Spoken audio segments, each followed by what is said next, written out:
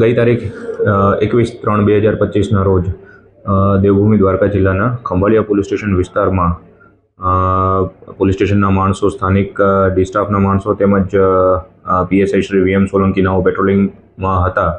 તે દરમિયાન તેમને એક શંકાસ્પદ ગાડી મળેલી, જે ગાડી ઉપર RSC એન્ડ ADM લખેલું હતું અને લાલ કલરનું બોર્ડ લગાવેલું હતું. તેમજ તે ગાડી ઉપર પોલીસ ડિપાર્ટમેન્ટ દ્વારા યુઝ કરાતી સરકારી જે લાઇટ હોય છે એ લાઇટ પણ એમાં લગાવવામાં આવેલી હતી.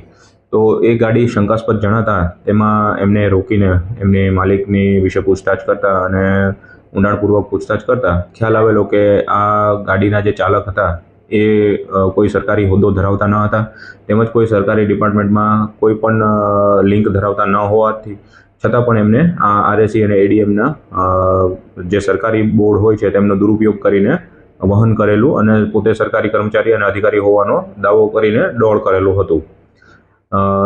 જે સબબ અમે ખંભાળિયા પોલીસ સ્ટેશન ખાતે ગુનો દાખલ કરેલ છે. તેમજ આ ગુના અન્વયે તપાસ અન્વયે 2 આરોપીની અટક કરવામાં આવેલ છે. એમાં એકનું નામ છે જીલ ભરતભાઈ પંચમતિયા અને બીજા એક મહિલા છે કેશાબેન કેતનભાઈ દેસાઈ.